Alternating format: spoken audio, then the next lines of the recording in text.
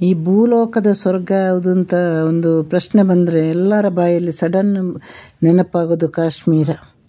ಕಾಶ್ಮೀರ ಅಂದರೆ ನಮಗೆ ನೆನಪಾಗೋದು ಅಲ್ಲಿಯ ಸುಂದರ ಸುಂದರ ಹುಡುಗ ಹುಡುಗಿಯರು, ಅಲ್ಲಿಯ ಆ್ಯಪಲ್ ತೋಟ, ಅಲ್ಲಿಯ ಪ್ರಕೃತಿ ಸೌಂದರ್ಯ, ಪ್ರತಿಯೊಂದು ನಮ್ಮ ಕಣ್ಣ ಮುಂದೆ, ನಾವು ನೋಡಿಲ್ಲ ಅಂದ್ರೂ ನಮ್ಮ ಕಣ್ಣ ಮುಂದೆ ಹೀಗೆ ಬಂದು ಹೀಗೆ ಹಾದು ಹೋಗುತ್ತೆ.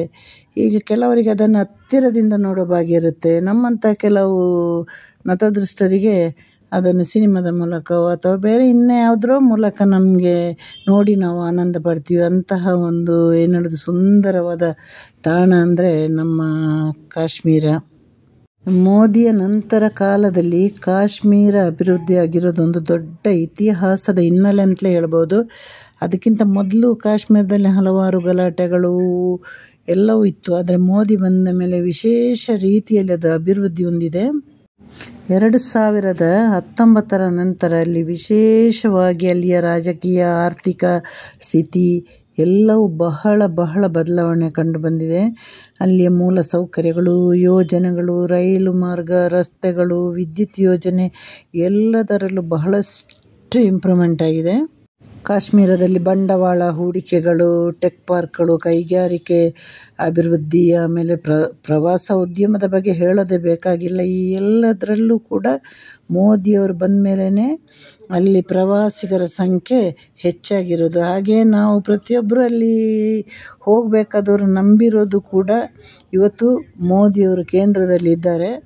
ನಮ್ಮ ಸೇಫ್ಟಿಯಾಗಿ ಎಲ್ಲೆಲ್ಲೂ ಹೋದರೂ ಸೇಫ್ಟಿಯಾಗಿ ಬರ್ಬೋದು ಅಂತ ಒಂದು ನಂಬಿಕೆ. ನಾನು ಹಲವರಲ್ಲಿ ವಾದ ಮಾಡ್ತಾಯಿದ್ದೆ. ಕೆಲವರು ನಮ್ಮ ಕುಟುಂಬದಲ್ಲಿ ಹೆಚ್ಚಿನವರು ಮೋದಿಯವರ ಪಾರ್ಟಿ ಆದರೆ, ಇನ್ನು ಕೆಲವರು ಬೇರೆ ಬೇರೆ ಇದೆ, ಅವರಲ್ಲಿ ವಾದ ಮಾಡ್ತಾಯಿದ್ದೆ ನಾನು. ಯಾವಾಗ ಮೋದಿಯವರು ಬಂದಿರೋ ಹೊತ್ತಿಗೆ ಉಗ್ರರ ಹಟ್ಟಹಾಸ ಎಷ್ಟು 99% ಅಷ್ಟು ಕಮ್ಮಿ ಆಗಿದೆ ಅಂತ ನಾನು ಕೂಡ ವಾದ ಮಾಡ್ತಾಯಿದ್ದೆ. ಆದರೆ ಇವತ್ತು ನಾನೇ ಹೇಳ್ತಾ ಇದ್ದೀನಿ, ಎಲ್ಲೋ ನಮ್ಮ ಕೇಂದ್ರ ಸರ್ಕಾರ ಇವರಿಗೆ ಪ್ರೊಟೆಕ್ಷನ್ ಕೊಡೋದ್ರಲ್ಲಿ ಎಡವಿದ್ದಾರೆ ಅಂತ ಸಾರಿ ಸಾರಿ ಸಾರಿ ಹೇಳ್ಬೋದು. ಇವತ್ತು ಒಂದೊಂದು ಮನೆಯ ಒಂದೊಂದು ಗಂಡು ಮಕ್ಕಳು ಹತ್ಯೆಗೀಡಾಗಿದ್ದಾರೆ ಅಂದರೆ ಆ ನೋವು ಅದು ಯಾರಿಗೂ ಭರಿಸಲಾಗದಂಥದ್ದು. ಇತ್ತೀಚೆಗೆ ನಮ್ಮ ಕುಟುಂಬದಲ್ಲಿ ಮೇಲೆ ಒಂದು 5 ಜನ ತೀರಿಕೊಂಡಾಗ ನನಗೆ ಒಬ್ಬರು ಅಗಲಿದ ಮೇಲೆ ಅದರ ನೋವು ಏನು ಅಂತ ನನಗೆ ಗೊತ್ತಾಗಿ, ಈ ಒಂದು ದುರಂತದಲ್ಲಿ ಕಣ್ಣೀರು ಹಾಕದ ಯಾವ ಪ್ರಜೆಗಳು ಭಾರತದಲ್ಲಿ ಇರಲ್ಲ ಅಂತ ನನ್ನ ಒಂದು ಅನಿಸಿಕೆ. ನಾವು ಭಾರತೀಯರಾಗಿದ್ದರೆ ಖಂಡಿತ ನಾವು ಇದಕ್ಕಾಗಿ ಸಾಯುವ ತನಕ ಒಂದು ಮರುಕ ನಮ್ಮಲ್ಲಿ ಇದ್ದೇ ಇರುತ್ತೆ. ಈಗ ಇಷ್ಟೆಲ್ಲ ಡೆವಲಪ್ ಮಾಡಿರುವಂತಹ ಒಂದು ಜಾಗದಲ್ಲಿ ಪ್ರೊಟೆಕ್ಷನ್ ಎಲ್ಲೋ ಕಮ್ಮಿ ಆಯಿತು ಅಂತ ನನಗೆ ಅನ್ನಿಸ್ತಾ ಇದೆ. ಈಗ ಹೊಸ ವೈದ್ಯಕೀಯ ಮಹಾವಿದ್ಯಾಲಯ, ಆಮೇಲೆ ಇಂಜಿನಿಯರಿಂಗ್ ಕಾಲೇಜು, ಆಮೇಲೆ ಆರೋಗ್ಯ ಯೋಜನೆಗಳು ಎಲ್ಲವೂ ಇವತ್ತು ಆ ಕಡೆ ಗ್ರಾಮೀಣ ಪ್ರದೇಶಗಳಲ್ಲೂ ಕೂಡ ಅದು ವಿಸ್ತರಣೆ ಆಗಿದೆ. ಆ ಭಾಗದ ಮೊದಲೆಲ್ಲ ಆ ಕಡೆ ಇಂಟರ್ನೆಟ್ ಅನ್ನೋದು ಒಂದು ಕನಸಿನ ಮಾತಾಗಿತ್ತು. ಆದರೆ ಈಗ ಡಿಜಿಟಲ್ ಇಂಡಿಯಾ ಯೋಜನೆ ಅಡಿಯಲ್ಲಿ ಇಂಟರ್ನೆಟ್ ಸಂಪರ್ಕ ಕೂಡ ಬಹಳ ಹೆಚ್ಚಿದೆ ಆ ಕಡೆಲ್ಲ. ಈಗ ಭದ್ರತೆ ವ್ಯವಸ್ಥೆಯನ್ನೆಲ್ಲ ಕಠಿಣಗೊಳಿಸಿ ಉಗ್ರತೆಯನ್ನೆಲ್ಲ ನಿಯಂತ್ರಿಸಲು ಎಷ್ಟೆಷ್ಟು ಕ್ರಮಗಳನ್ನು ಕೂಡ ಕೈಗೊಂಡಿದ್ದಾರೆ. ಆದರೆ ಇಲ್ಲಿ ಯಾಕೆ ಎಡವಿದ್ರು ಅಂತ ನನ್ನದೊಂದು ಪ್ರಶ್ನೆ. ನಮ್ಮ ಕಣ್ಣ ಮುಂದೆನೇ, ಮಕ್ಕಳ ಕಣ್ಣ ಮುಂದೆನೇ ಒಂದು ಏನು ಹೇಳೋದು, ಒಬ್ಬರನ್ನು ಮನೆ ಯಜಮಾನನ್ನು ಶೂಟ್ ಮಾಡಿ ಕೊಲ್ಲೋದಂದರೆ ಅದರಿಂದ ಇವರು ಏನು ಹೇಳೋದು, ಬದುಕಿರುವ ತನಕ ಹೊರಗಡೆ ಬರಲು ಸಾಧ್ಯನೇ ಇಲ್ಲ. ಯಾಕೆ ಹೀಗಾಯಿತು ಅಂತ ನನ್ನ ಅಥವಾ ಇಡೀ ನಮ್ಮ ಭಾರತೀಯರ ಪ್ರಶ್ನೆ. ಒಂದೊಂದು ನೋವಿಗೂ ಉತ್ತರ ಕೊಡಲಿಕ್ಕೆ ಯಾರಿಗೂ ಸಾಧ್ಯ ಇಲ್ಲ. ಇನ್ನು ಪಾಕನ ಹೊಡೆದು ಉರುಳಿಸ್ಬೋದು. ಈ ಏನು ಹೇಳೋದು, ಇವಾಗ ಯಾರು ಇವರನ್ನೆಲ್ಲ ಹತ್ಯೆ ಮಾಡಿದ್ರು ಅವರನ್ನು ಗುಂಡಿಟ್ಟು ಸಾಯಿಸ್ಬೋದು. ಆದರೆ ಎಲ್ಲವೂ ಮಾಡ್ಬೋದು, ಎಲ್ಲವೂ ಮಾಡಲೇಬೇಕು. ಆದರೆ ಈ ಹೋದ ಜೀವವನ್ನು ಹಿಂದಿರುಗಿಸಿ ತರೋದು ಯಾರು? ಇದೊಂದು ನಿಜವಾಗ್ಲೂ ಇದೊಂದು ಬಹುದೊಡ್ಡ ಕೇರ್ಲೆಸ್ಸಿಂದಾಗಿ ಆಗಿರುವಂತಹ ಒಂದು ದುರಂತ ನಾನು ಹೇಳ್ಬೋದು. ಅಲ್ಲಿ ನಮ್ಮ ಸೈನಿಕರು, ಗಡಿ ಹತ್ರ ಸಾಕಷ್ಟು ಸೈನಿಕರು ಇದ್ರೂ ಎಲ್ಲಿ ಇರಬೇಕು ಅಲ್ಲಿ ಸೈನಿಕರು ಇಲ್ಲ ಅಂತ ಎಲ್ಲರೂ ಹೇಳೋ ಪ್ರಕಾರ ಅದು ನಿಜನೂ ಹೌದು.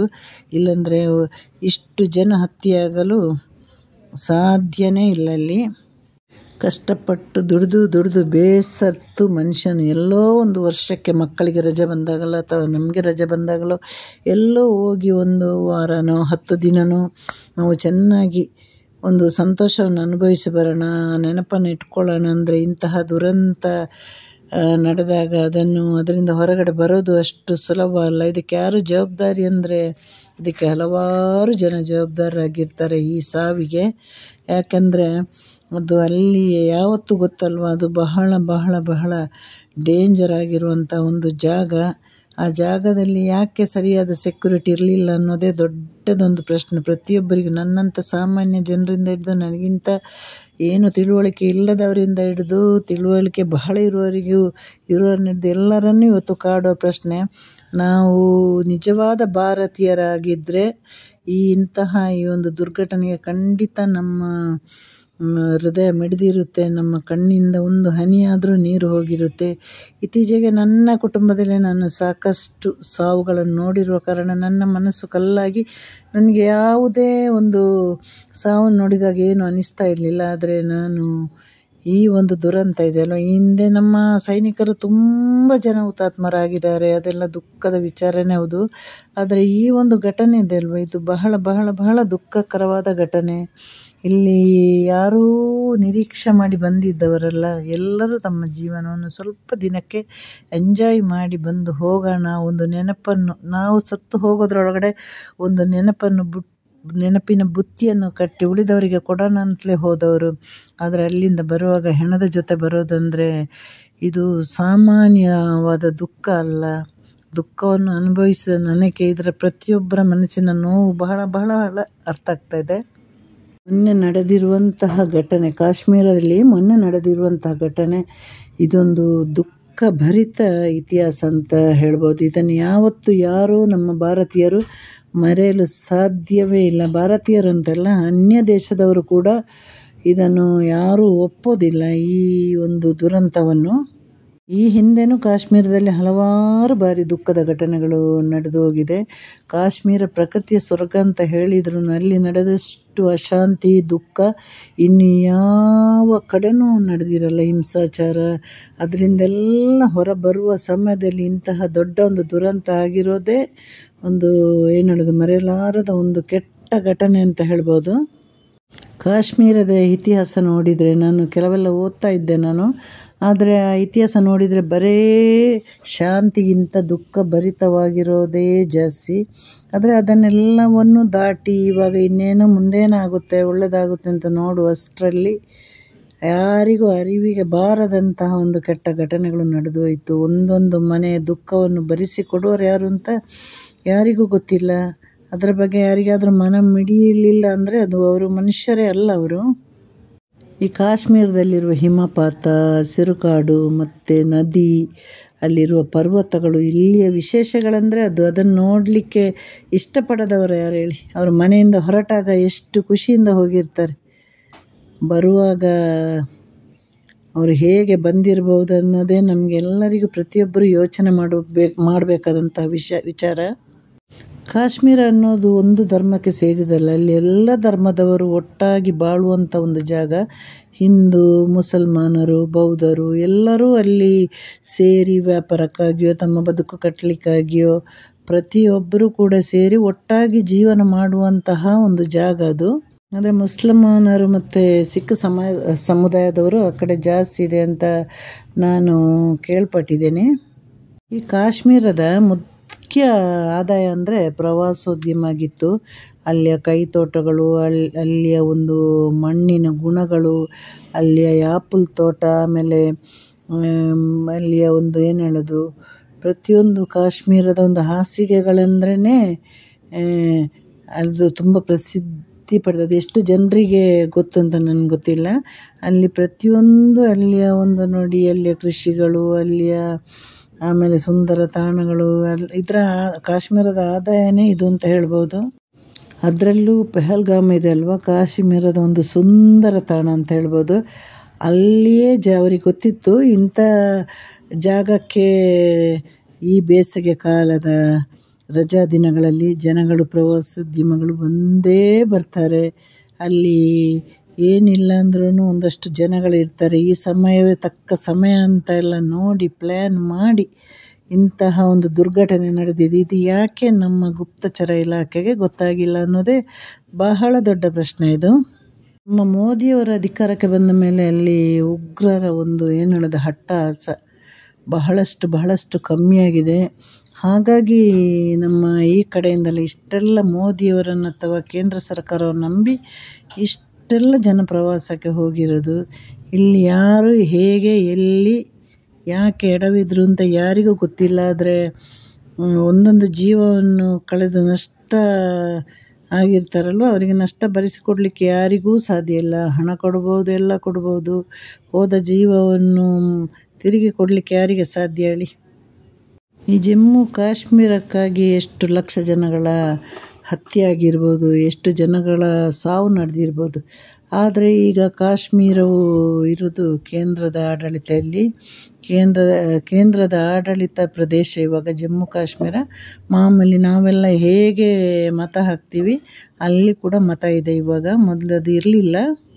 ಆದರೆ ಇವತ್ತು ಕೂಡ ಕಾಶ್ಮೀರ ಪಂಡಿತರೆಲ್ಲ ನಿರ್ಗತಿಕರಾಗಿಯೇ ಉಳಿದಿದ್ದಾರೆ. ಅದೊಂದು ಸ್ವಲ್ಪ ವರ್ಷಕ್ಕೆ ಮೊದಲು ಒಂದು ಒಳ್ಳೆಯ ಕಾಶ್ಮೀರದ ಕಥೆಯಲ್ಲಿ ಒಂದು ಸಿನಿಮಾ ಬಂದಿದೆ. ಆ ಸಿನಿಮಾ ನೋಡಿದವರಿಗೆಲ್ಲರಿಗೂ ಅಲ್ಲಿಯ ಕಥೆಗಳು ಚೆನ್ನಾಗಿ ಗೊತ್ತು. ಆದರೆ ಜಮ್ಮು ಕಾಶ್ಮೀರ ಶ್ರೀನಗರ ಎಷ್ಟು ಸುಂದರವಾಗಿದೆಯೋ ಅಷ್ಟೇ ಅಲ್ಲಿಯ ಒಂದು ನೋವಿನ ಕಥೆ ಅದರ ಒಂದು 1000 ಪಟ್ಟು ಜಾಸ್ತಿ ಇದೆ. ಏನು ಹೇಳೋದು, ಅದರ ಸೌಂದರ್ಯವನ್ನೆಲ್ಲ ನುಂಗುವಂತಹ ನೋವಿನ ಘಟನೆಗಳು ಸಾವಿರಾರು ಇದೆ. ಆದರೆ ಕೆಲವರಿಗೆ ಅಲ್ಲಿಯ ಸೌಂದರ್ಯದ ಬಗ್ಗೆ ಮಾತ್ರ ಗೊತ್ತು. ಕಾಶ್ಮೀರದ ಹಿಂದಿನ ನೋವಿನ ಕಥೆ ಯಾರಿಗೂ ಗೊತ್ತಿಲ್ಲ. ಆದರೆ ಕಾಶ್ಮೀರದಲ್ಲಿ ಬದುಕುವ ಪ್ರತಿಯೊಬ್ಬರಿಗೂ ಆಸೆ ಇದೆ, ಇಲ್ಲಿ ಶಾಂತಿ ಬೇಕು, ನಮಗೆ ಸಂತೋಷ ಬೇಕು ಅಂತ. ಆದರೆ ಅದು ಯಾವಾಗಲೂ ಕೂಡ ಕನಸಿನ ಮಾತಾಗಿರುತ್ತೆ. ಇನ್ನು ಮುಂದೆ ಕಾಶ್ಮೀರದಲ್ಲಿ ಹೆಚ್ಚಿನ ಭದ್ರತೆ ವ್ಯವಸ್ಥೆಯನ್ನು ಕೊಡ್ಬೋದು. ಆದರೆ ರೈಲು ಹೋದ್ಮೇಲೆ ಟಿಕೆಟ್ ತೆಗೆದಂಥ ಪರಿಸ್ಥಿತಿ 1, 2, 3 ಜೀವ ಅಲ್ಲ, ಒಂದು 30ರ ಮೇಲೆ ಒಂದು ಪ್ರಾಣ ಹೋಗಿದೆ. ಅದು ಒಂದು ಸಂತಸವನ್ನು ಅನುಭವಿಸಲಿಕ್ಕೆ ಹೋದವರು ಅಥವಾ ಒಂದು ಅಪಘಾತನೋ ಏನೋ ಆದರೆ ಅದು ಅಪಘಾತಕ್ಕೆ ಈಡಾಗಿ ಹೋಗಿದ್ದು ಅಂತ ಹೇಳ್ಬೋದು. ಕಣ್ಣ ಮುಂದೆ ಗುಂಡಿಟ್ಟು ಸಾಯಿಸೋದಂದರೆ ಅದನ್ನು ನೋಡಿದವರ ಏನು ಮನಸ್ಥಿತಿ ಹೇಗಿರ್ಬೋದು, ಮುಂದೆ ಅವರ ಜೀವನ ಹೇಗಿರ್ಬೋದು, ಇದೆಲ್ಲ ಬಹಳಷ್ಟು ಯೋಚನೆ ಮಾಡಬೇಕಾದಂಥದ್ದು. ಪ್ರತಿಯೊಬ್ಬರಿಗೂ ಕೌನ್ಸಿಲಿಂಗಿನ ಅಗತ್ಯ ಕೂಡ ಇದೆ. ನಿನ್ನೆ ಮೊನ್ನೆ ನಡೆದ ಈ ದುರಂತ ಇದೆ ಅಲ್ವಾ, ಕಾಶ್ಮೀರದಲ್ಲಿ ನಡೆದ ದುರಂತದಲ್ಲಿ ಸರಿಯಾದ ಒಂದು ಸಾವಿನ ಸಂಖ್ಯೆ 26 ಅಂತ ಲೆಕ್ಕ. ಅದರ ಬಗ್ಗೆ ನನಗೆ ಅಷ್ಟು ಮಾಹಿತಿ ಇಲ್ಲ. ನನಗೆ ಗೊತ್ತಿರೋ ಬಗ್ಗೆ 26. ಅದರಲ್ಲಿ 25 ನಮ್ಮ ಭಾರತೀಯರು, ಒಬ್ಬರು ನೇಪಾಳದವರು. ಭಾರತೀಯರಾದ ನಾವು ಮಾತ್ರ ಅಲ್ಲದೆ ಅಕ್ಕಪಕ್ಕದ ದೇಶಗಳೆಲ್ಲ ಇದೆ ಅಲ್ವಾ, ಅಮೇರಿಕಾ, ಬ್ರಿಟನ್, ಚೀನಾ ಎಲ್ಲವೂ ಈ ದುರಂತವನ್ನು ತುಂಬ ಒಟ್ಟಿನ ಮನಸ್ಸಿನಿಂದ ಖಂಡಿಸಿದೆ. ಇದನ್ನು ಯಾರು ಕೂಡ ಇದಕ್ಕೆ ಬೇರೆ ಅನ್ಯ ದೇಶದವರು ಪ್ರೋತ್ಸಾಹ ಮಾಡ್ತಿಲ್ಲ. ಎಲ್ಲರಿಗೂ ಕೂಡ ಬಹಳಷ್ಟು ನೋವು ತಂದಂತಹ ಒಂದು ವಿಚಾರ. ಭದ್ರತೆಯ ಭಯ ಇರುವ ಕಾಶ್ಮೀರಕ್ಕೆ ಇನ್ಯಾರು ಪ್ರವಾಸಕ್ಕೆ ಅಂತ ಹೋಗ್ತಾರೆ ಅನ್ನೋದು ಪ್ರಶ್ನೆ ಅದು. ಯಾಕಂದರೆ ಇಲ್ಲಿ ಸರಿಯಾದ ಭದ್ರತೆ ಖಂಡಿತ ಕೊಟ್ಟಿಲ್ಲ, ಮುಂದೆ ಕೊಡ್ತಾರೆ ಅನ್ನೋದಕ್ಕೂ ಯಾವುದೇ ಸಾಕ್ಷಿಗಳು ಕೂಡ ಇಲ್ಲ. ಇಲ್ಲಿ ನಾನು ಕೇಳಿದ ಪ್ರಕಾರ, ಯಾಕಂದರೆ ಇಲ್ಲಿ ಕಾಶ್ಮೀರಕ್ಕೆ ಹಿಂದೆ ಹೋದವರ ಹತ್ರ ನಾನು ಮಾತಾಡಿದ ಪ್ರಕಾರ ಅಲ್ಲಿ ಯಾವಾಗಲೂ ಗುಂಡಿನ ಸದ್ದುಗಳು, ಬಾಂಬ್ ಸದ್ದುಗಳು, ಹಾರಾಟಗಳು ಈ ಥರ ನಿರಂತರವಾಗಿ ಕೇಳಿಸ್ತಾನೆ ಇರುತ್ತೆ. ಈ ಸಲ ಅದೇ ತಪ್ಪಾಗಿರೋದು. ಸಾಮಾನ್ಯವಾಗಿ ಅಲ್ಲಿ ಏನೋ ಗುಂಡು ಅಂತ ತಿಳ್ಕೊಂಡವರೇ ಜಾಸ್ತಿ. ಇಲ್ಲಾಂದರೆ ಕೆಲವರಾದರೂ ಓಡಿ ಹೋಗಿದ್ರೆ ತಮ್ಮ ಜೀವವನ್ನು ಉಳಿಸ್ಬೋದಾಗಿತ್ತೋ ಏನೋ ಗೊತ್ತಿಲ್ಲ. ಅದು ಕೇಂದ್ರ ಸರ್ಕಾರವೇ ಖಂಡಿತವಾಗಿ ನಿಮ್ಮ ಕಡೆಯಿಂದ ತಪ್ಪಾಗಿದೆ. ಭದ್ರತೆ ಸಾಕಾಗಿಲ್ಲ ಇವರಿಗೆ. ಈಗ ನಾನು ಹೇಳೋದು, ಕಳೆದು ಹೋದ ಜೀವವನ್ನು ಭರಿಸಿಕೊಡಲು ಯಾರಿಗೆ ಸಾಧ್ಯ ಇಲ್ಲ. ಆ ನೋವಿಂದ ಹೊರಬರಲಂತೂ ಅವರಿಗೆ ಸಾಧ್ಯನೇ ಇಲ್ಲ. ಪ್ರತಿಯೊಬ್ಬರ ನೋವು ಕೂಡ ನಮ್ಮ ನೋವಿನ ಥರನೇ ಅಲ್ವಾ. ಹಾಗಾಗಿ ನಾನು ಈ ವಿಷಯದಲ್ಲಿ ಬಹಳಷ್ಟು ಬೇಸರಪಟ್ಟಿದ್ದೇನೆ.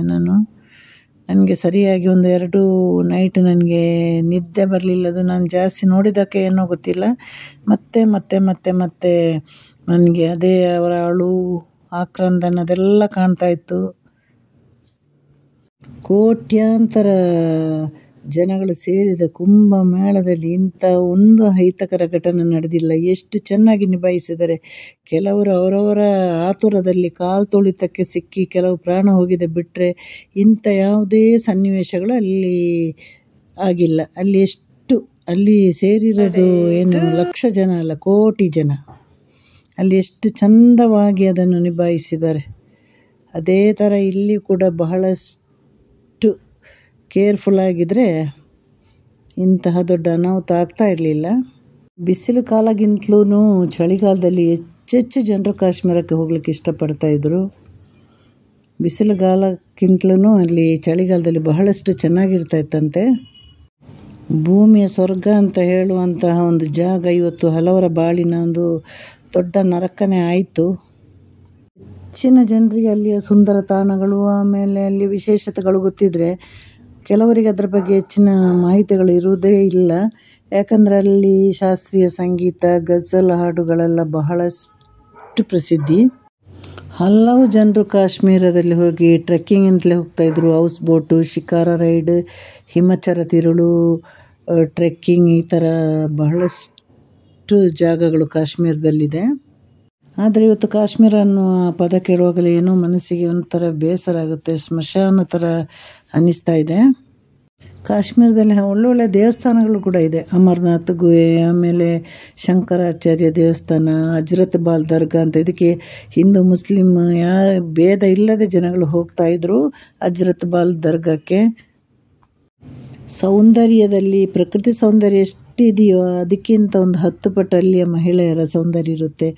ಅವರ ಕಾಶ್ಮೀರಿ ಮಹಿಳೆಯರ ಬಣ್ಣ, ಅವರ ಒಂದು ಹೆಚ್ಚಾಗಿ ಅವರ ಮೂಗಿನ ಒಂದು ಆಕೃತಿನೇ ಉದ್ದಾಗಿರುತ್ತೆ ಕಾಶ್ಮೀರ ಮಹಿಳೆಯದ್ದು. ನೋಡಲಿಕ್ಕೆ ಅದಷ್ಟು ಸುಂದರವಾಗಿರ್ತಾರೆ. ಅದಲ್ಲದೆ ಅವರ ಡ್ರೆಸ್ಸು ಕೂಡ ಬಹಳ ವಿಶೇಷವಾಗಿರುತ್ತೆ, ಕಾಶ್ಮೀರ ಡ್ರೆಸ್ ಎಲ್ಲ. ಆದರೆ ಕಾಶ್ಮೀರದ ಒಂದು ಹವಾಮಾನ ಎಲ್ಲ ಇದೆಯಲ್ಲ, ಅದು ಹೇಳೋದು ಕೇಳಿದ್ದೀನಿ ನಾನು. ಅವರ ಒಂದು ಏನು ಹೇಳೋದು, ಚರ್ಮದ ಸೌಂದರ್ಯ, ಆಮೇಲೆ ಆ ಒಂದು ಸಾಫ್ಟ್ನೆಸ್ಗೆಲ್ಲ ಅಲ್ಲಿಯ ಒಂದು ಪ್ರಕೃತಿನೇ ಕಾರಣ ಅಂತ. ಅಂತಹ ಅದ್ಭುತ ಸೌಂದರ್ಯ ಕಾಶ್ಮೀರದಲ್ಲಿ ಹುಟ್ಟಿರೋ ಹೆಣ್ಣು ಮಕ್ಕಳದು, ಗಂಡು ಮಕ್ಕಳದು. ಹೆಚ್ಚಾಗಿ ಕಾಶ್ಮೀರ ಮಹಿಳೆಯರಿಗೆ ಕಣ್ಣು ದೊಡ್ಡದಾಗಿರುತ್ತೆ. ಆಮೇಲೆ ಹುಬ್ಬೆಲ್ಲ ನೋಡಿ ಕಪ್ಪು ಕಪ್ಪಾಗಿ ದಪ್ಪಾಗಿರುತ್ತೆ. ಆದರೆ ಕಾಶ್ಮೀರದಲ್ಲಿ ಹುಟ್ಟಿ ಬೆಳೆದ ಜನರಿದ್ದಾರಲ್ವ, ಗಂಡಾಗಲಿ ಹೆಣ್ಣಾಗಲಿ, ಅವರು ಬಹಳ ಸೌಮ್ಯ ಸ್ವಭಾವದವರು ಅಂತ ಹೇಳೋದು ನಾನು ಕೇಳ್ಪಟ್ಟಿದ್ದೀನಿ. ಹಾಗೆ ಅವರ ಸೌಂದರ್ಯನೂ ಅಷ್ಟೇ ಸರಳ ಸೌಂದರ್ಯ. ಅವರು ಜಾಸ್ತಿ ಮೇಕಪ್ ಬಳಸಲ್ಲ. ಹಾಗೆ ಎಲ್ಲ ನಾನು ಈ ಹಿಂದೆ ಓದಿದ್ದೇನೆ. ಅಷ್ಟೇ ಅವರ ಆರೋಗ್ಯಕರ ಆಹಾರವನ್ನು ಕೂಡ ಸೇವಿಸ್ತಾರೆ ಅವರು ನಮಗೆ ಚಿಕನು, ಮಟನು ಅದು ಜಾಸ್ತಿಯಾಗಿ ಸೇವಿಸೋದಿಲ್ಲ ಅವರು. ಕಾಶ್ಮೀರದ ಬಗ್ಗೆ ಸ್ವಲ್ಪ ಮಾಹಿತಿ ಗೊತ್ತಿರೋ ನನಗೆ ಒಂದು ದಿನನೂ ಕೂಡ ನನಗೆ ಅನಿಸಿಲ್ಲ ಕಾಶ್ಮೀರನ ಹೋಗಿ ಹತ್ತಿರದಿಂದ ನೋಡಬೇಕು ಅಂತ. ಅದು ಏನು ಅಂತ ಗೊತ್ತಿಲ್ಲ ನನಗೆ. ಮೊದಲೇ ಪ್ರವಾಸ ಅಂದರೆ ಬಹಳಷ್ಟು ದೂರದ ಮಾತು. ಆಮೇಲೆ ಹಾಗೆ ಕರ್ಕೊಂಡು ಹೋಗೋರು ಯಾರು ಇಲ್ಲ. ಹಾಗಾಗಿ ನನಗೆ ಯಾವತ್ತೂ ಅನಿಸಿಲ್ಲ ಅಲ್ಲಿ ಹೋಗಬೇಕು, ಇಲ್ಲಿ ಹೋಗಬೇಕು, ಕಾಶ್ಮೀರ ನೋಡಬೇಕು, ಕನ್ಯಾಕುಮಾರಿ ನೋಡಬೇಕು ಅಂತ ಯಾವತ್ತೂ ನನಗೆ ಅನಿಸಿರಲ್ಲ. ಇನ್ನು ಮುಂದೆ ಅಂತೂ ಖಂಡಿತ ಅದು ನಮಗೆ ಅನಿಸೋದು ಇಲ್ಲ. ಹೆಚ್ಚಿನ ಜನರು ಅಲ್ಲಿ ಹೋಗೋದು ಇಲ್ಲ. ಹೇಗೆ ಕಾಶ್ಮೀರದಲ್ಲಿ ಆ್ಯಪಲನ್ನೆಲ್ಲ ಬೆಳೆಸ್ತಾರೆ ಅದೇ ರೀತಿಯಾಗಿ ಬಹಳಷ್ಟು ಕಾಸ್ಟ್ಲಿ ಆಗಿರೋ ಸ್ಯಾಫ್ರನ್ ಇದೆ ಅಲ್ವಾ, ಇದು ತಯಾರಾಗೋದು ಕೂಡ ಕಾಶ್ಮೀರದಲ್ಲೇ. ಅದು ಒಂದು ಏನು ಹೇಳೋದು, ಒಂದು 10 ಗ್ರಾಮ್ ಸ್ಯಾಫ್ರನ್ನಿಗೆ ಬಹಳ 150-200 ರೂಪಾಯಿವರೆಗಿದೆ ಅಂತ. ಒಂದು ಒರಿಜಿನಲ್ ಸ್ಯಾಫ್ರನ್ ಬೆಳೆಸೋದು ಕೂಡ ಕಾಶ್ಮೀರದಲ್ಲಿ. ಗ್ರೀನ್ ಟೀ, ಸ್ಯಾಫ್ರನ್, ಆಮೇಲೆ ಆ್ಯಪಲ್, ಇದೆಲ್ಲ ಕಾಶ್ಮೀರದ ಬೆಳೆಗಳು. ಆಮೇಲೆ ಅಲ್ಲಿಯ ಒಂದು ಮಣ್ಣಿನ ಒಂದು ಗುಣಕ್ಕೆ ಒಳ್ಳೆಯ ಗಿಡಗಳು ಕೂಡ ಸೊಂಪಾಗಿ ಬೆಳೆಯುತ್ತೆ. ಕಾಶ್ಮೀರದಲ್ಲಿರೋ ಮಣ್ಣಿನ ಹವೆ ಬಹಳ ಗುಣಮಟ್ಟದಾಗಿದ್ದರಿಂದ ಅಲ್ಲಿಯ ಕೃಷಿಯೆಲ್ಲ ಬಹಳಷ್ಟು ಚೆನ್ನಾಗಿರುತ್ತೆ. ಈಗ ನಾನು ಹಿಂದೆ ಹೇಳಿದಾಗೆ ಆ್ಯಪಲ್, ಆಮೇಲೆ ಸ್ಯಾಫ್ರನ್, ಬಣ್ಣದ ಹೂಗಳು, ಇದೆಲ್ಲ ಅಲ್ಲಿ ಒಂದು ವಿಶೇಷತೆ. ಆಮೇಲೆ ಬ್ರೋಕಲಿ, ಕ್ಯಾರೆಟ್ ಕೂಡ ಅಲ್ಲಿ ಚೆನ್ನಾಗಿ ಬೆಳೆಸ್ತಾರೆ. ಟೊಮೆಟೊ, ಭತ್ತ, ಇದೆಲ್ಲ ಕಾಶ್ಮೀರದಲ್ಲಿ ಬಹಳಷ್ಟು ಚೆನ್ನಾಗಿ ಬೆಳೆಸ್ತಾರೆ. ಅಲ್ಲಿ ನದಿಗಳೆಲ್ಲ ಇರೋದ್ರಿಂದ, ಅಲ್ಲಿ ಹವೆ ಎಲ್ಲ ಚೆನ್ನಾಗಿರೋದ್ರಿಂದ ಇದನ್ನೆಲ್ಲ ತುಂಬ ಚೆನ್ನಾಗಿ ಬೆಳೆಸ್ತಾರೆ. ಹೀಗಾಗಿ ನಮ್ಮ ಕಾಶ್ಮೀರದ ಮೇಲೆ ಹಲವು ಉಗ್ರರಿಗೆ ಬಹಳಷ್ಟು ಕಣ್ಣು ಕಾಶ್ಮೀರದ ಮೇಲೆ. ಕಾಶ್ಮೀರಕ್ಕೆ ಒಂದು ಪೌರಾಣಿಕ ಒಂದು ಕತೆ ಕೂಡ ಇದೆ. ಅದು ಬಹಳಷ್ಟು ಮಂದಿಗೆ ಆ ಕತೆ ಬಗ್ಗೆ ಗೊತ್ತಿಲ್ಲ. ಮಹರ್ಷಿ ಕಾಶ್ಯಪ ಇದೆಯಲ್ಲ, ಅವರು ನಿರ್ಮಿಸಿದ್ದು ಅಂತ ಒಂದು ಪೌರಾಣಿಕ ಕಥೆಗಳಲ್ಲಿ ಕೂಡ ಈ ಕಾಶ್ಮೀರದ ಬಗ್ಗೆ ಬರುತ್ತೆ. ಈ ಜಾಗ ಸಮುದ್ರದಲ್ಲಿ ಮುಳುಗಿತ್ತಂತೆ. ಆದರೆ ಮಹರ್ಷಿ ಕಶ್ಯಪ ಇದ್ದಾರಲ್ಲ, ಮಹರ್ಷಿ ಕಾಶ್ಯಪ ಸಾರಿ ಅವರು ಇದನ್ನು ಏನು ಹೇಳೋದು ಪವಿತ್ರಮಯವಾಗಿ ಮತ್ತೆ ನಿರ್ಮಿಸಿದ್ದು ಅಂತ ನಮ್ಮ ಪೌರಾಣಿಕ ಕಥೆಗಳಲ್ಲಿ ಕೂಡ ಇದು ಬರುತ್ತೆ. ಅಂದರೆ ಕಾಶ್ಮೀರಕ್ಕೆ ಕಾಶ್ಯಪ್ ಅವರು ಸೃಷ್ಟಿಸಿದ ಭೂಮಿ ಅಂತಲೇ ಹೆಸರಿದೆ. ಅದನ್ನು ಎಷ್ಟು ಜನ ನಂಬ್ತಾರೆ ಬಿಡ್ತಾರೆ ಅದು ಗೊತ್ತಿಲ್ಲ. ಆದರೆ ನಮ್ಮ ಇತಿಹಾಸ ನಮ್ಮ ಪೌರಾಣಿಕ ಕಥೆಗಳೆಲ್ಲ ಇದನ್ನು ಆ ಥರ ಬಿಂಬಿಸ್ತಾ ಇದ್ದಾರೆ. ಇದು ನಿಜವಾದ ವಿಷಯ ಕೂಡ ಹೌದಾಗಿರ್ಬೋದು. ಇಲ್ಲಿ ಬಹಳಷ್ಟು ದೇವಾಲಯ ಮತ್ತು ಆಚಾರ ವಿಚಾರಗಳೆಲ್ಲ ಬಹಳ ಬೇರೆ ಜಾಗಕ್ಕಿಂತ ಬಹಳ ವಿಭಿನ್ನವಾಗಿ ಇರುತ್ತೆ. ಇದು 16ನೇ ಶತಮಾನದಲ್ಲಿ ಕಾಶ್ಮೀರವನ್ನು ಮೊಘಲ್ ಸಾಮ್ರಾಜ್ಯವು ನಿಯಂತ್ರಿಸ್ತಾ ಇತ್ತಂತೆ. ಆಗ ಇಲ್ಲಿಯ ಶಿಲ್ಪ, ವಸ್ತು ಹೂಡಿಕೆ ಮತ್ತು ಕೃಷಿಯಲ್ಲಿ ಭಾರಿ ಬದಲಾವಣೆ ಬಂದಿದೆ. ಆದರೆ 1947ರಲ್ಲಿ ಭಾರತದ ಸ್ವಾತಂತ್ರ್ಯ ಹೊತ್ತ ನಂತರ ಕಾಶ್ಮೀರವು ಭಾರತದ ಒಂದು ಭಾಗವಾಗಲು ತೊಡಗಿತ್ತು. ಅದು ಭಾರತಕ್ಕೆ ಸೇರಿದ್ದು. ಆಮೇಲೆ ಅದನ್ನು ಹಿಡಿದು ಆ ಕಡೆ ಈ ಕಡೆ ಎಳೆದಾಡಲು ಶುರುವಾಗಿದ್ದೆ ಸ್ವಾತಂತ್ರ್ಯದ ನಂತರ. ಆಮೇಲೆ ಪಾಕಿಸ್ತಾನ ಭಾರತದ ಗಡಿಯಲ್ಲಿರುವ ಕಾರಣ ಇದು ಬಹಳಷ್ಟು ದೊಡ್ಡ ಗಲಾಟೆಗೆ, ಕೆಲವಲ್ಲ ಸಹಸ್ರಾರು ಹುತಾತ್ಮರ ಒಂದು ಸಾವಿಗೂ ಕಾರಣ ಆಯ್ತಿದು. ಆದರೆ ಇದನ್ನು ಇವತ್ತು ಈ ನೆಲೆಗೆ ತಂದು ನಿಲ್ಲಿಸಿರೋದು ನಮ್ಮ ಇವತ್ತಿನ ಪ್ರಧಾನಿ. 1919ರಲ್ಲಿ ಭಾರತ ಸರ್ಕಾರ ಕಾಶ್ಮೀರವನ್ನು ಕೇಂದ್ರಾಡಳಿತ ಪ್ರದೇಶವಾಗಿ ಘೋಷಿಸುವ ಮೂಲಕ ವಿಶೇಷ ಧಾರ್ಮಿಕ ಮತ್ತು ರಾಜಕೀಯ ಸ್ಥಿತಿಯನ್ನು ಅದು ಮುರಿದಿತ್ತು. ಇದರ ಪರಿಣಾಮವಾಗಿ ಇತ್ತೀಚಿನ ವರ್ಷಗಳಲ್ಲಿ ಕಾಶ್ಮೀರದಲ್ಲಿ ಭದ್ರತೆ ಮತ್ತು ರಾಜಕೀಯ ಚರ್ಚೆಗಳೆಲ್ಲ ಬಹಳಷ್ಟು ಹೆಚ್ಚಾಯಿತು. ಆದರೆ ಇಲ್ಲಿ ಯಾಕೋ ಎಡವಿದ್ರು ಅಂತ ಸಾರಿ ಹೇಳ್ಬೋದು. ಆದರೆ ಕಾಶ್ಮೀರದ ಕೃಷಿ ಏನೇ ಇರಲಿ, ಕಾಶ್ಮೀರದ ಅದ್ಭುತ ಸೌಂದರ್ಯ ಏನೇ ಇರಲಿ, ಆಮೇಲೆ ಕಾಶ್ಮೀರದ ಒಂದು ಡೆವಲಪ್ಮೆಂಟ್ ಎಲ್ಲವೂ ಏನೇ ಆಗಿರಲಿ, ಆದರೆ ಇವತ್ತು ನಿನ್ನೆ ಮೊನ್ನೆ ನಡೆದ ದುರಂತ ಇದೆ ಅಲ್ವಾ, ಅದಕ್ಕೆ ಆ ಒಂದು ಜಾಗವನ್ನು ಭರ್ತಿ ಮಾಡಲಿಕ್ಕೆ ಇನ್ಯಾವತ್ತೂ ಸಾಧ್ಯ ಇಲ್ಲ. ಕಪ್ಪು ಚುಕ್ಕೆಯನ್ನು ಅಳಿಸ್ಲಿಕ್ಕೂ ಕೂಡ ಯಾವತ್ತೂ ಸಾಧ್ಯನೇ ಇಲ್ಲ. ಮದುವೆ ಆದ 7 ದಿನಕ್ಕೆ ಕಣ್ಣ ಮುಂದೆನೇ ಗಂಡನ ಮರಣ, ಶೂಟೌಟ್, ಕೊಲೆ ಅಂದರೆ ಇದು ಇಂಥ ದುರಂತವೇ ನಮ್ಮ ಇತಿಹಾಸದಲ್ಲಿ ಕೂಡ ಆಗಿರಲ್ಲ. ಎಷ್ಟೋ ಜನ ಯುದ್ಧದಲ್ಲಿ ಮಡಿದಿರ್ಬೋದು, ಎಷ್ಟೋ ಜನ ಬೇರೆ ಬೇರೆ ವಿಚಾರಗಳಲ್ಲೂ ಪ್ರಾಣ ತೆತ್ತಿರ್ಬೋದು. ಆದರೆ ಕಣ್ಣ ಮುಂದೆನೇ ಹೆಂಡತಿ, ಕಣ್ಣ ಮುಂದೆನೇ ಅದು ಹನಿಮೂನಿಗೋದ ಹೆಂಡತಿ, ಇನ್ನೂ ಹಲವಾರು 26 ಜನಗಳು, ಎಲ್ಲವೂ ಖುಷಿ ಪಡಲಿಕ್ಕೆ ಹೋದ ಜನಗಳು. ಬಹಳಷ್ಟು ಬೇಸರ ಆಗುತ್ತೆ. ಇದು ನಾನು ಮೊದಲು ನ್ಯೂಸಲ್ಲಿ ಬರುವಾಗ ಅಷ್ಟು ತಲೆಗೆ ತಗೊಂಡಿಲ್ಲ. ನಾನು ಏನೋ ಮಾಮೂಲಿ ಕಾಶ್ಮೀರದಲ್ಲೇ ಈ ಥರ ಆಗೋದು ಸಾಮಾನ್ಯ ಅಲ್ವಾ ಅಂತ ಹೀಗೆ ನೋಡಿ ಬೇಸರ ಮಾಡಿ ಬಿಟ್ಟುಬಿಡ್ತೀನಿ. ಸಮಯ ಹೋಗ್ತಾ ಒಂದೊಂದು ನ್ಯೂಸ್ ನೋಡಿದಾಗ ನಿಜವಾಗ್ಲೂ ನನಗೆ ತಲೆನೇ ಸುತ್ತಿ ಬಂದಾಗಾಯಿತು.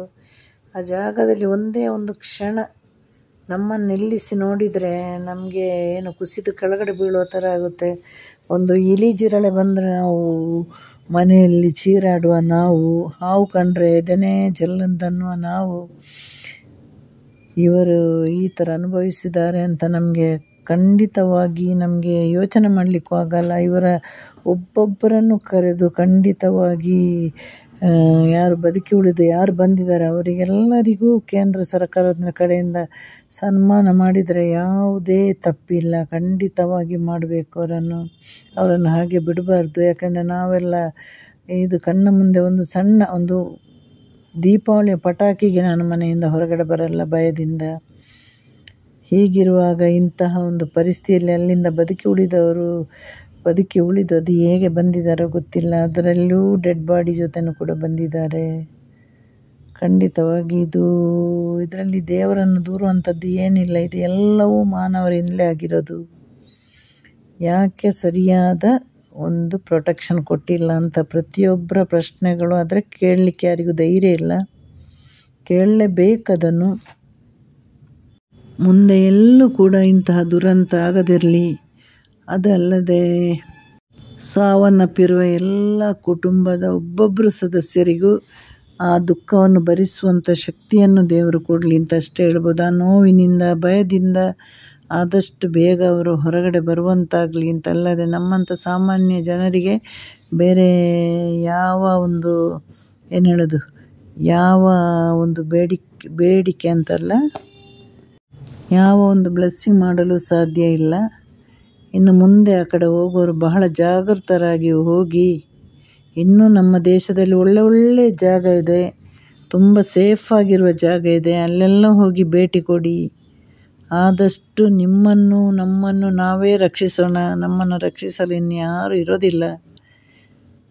ಯಾವುದೋ ಒಂದು ಆಡಳಿತ ನಂಬಿ ನಾವು ಹೋಗಿ ತುಂಬ ಖುಷಿಯಿಂದ ಹೋಗಿ ಖುಷಿಯಿಂದ ಬರೋಣ ಅಂದರೆ ಅದು ಖಂಡಿತವಾಗಿ ಸುಳ್ಳು. ಎಲ್ಲಿ ಯಾವಾಗ ಯಾವ ರೀತಿಯಲ್ಲಿ ಏನು ಎಡವಟ್ಟಾಗುತ್ತೋ ಅಂತ ನಮಗೆ ಗೊತ್ತಿಲ್ಲ. ಹಾಗಾಗಿ ನಮ್ಮ ರಕ್ಷಣೆ ನಮ್ಮ ಗುರಿ. ಅದು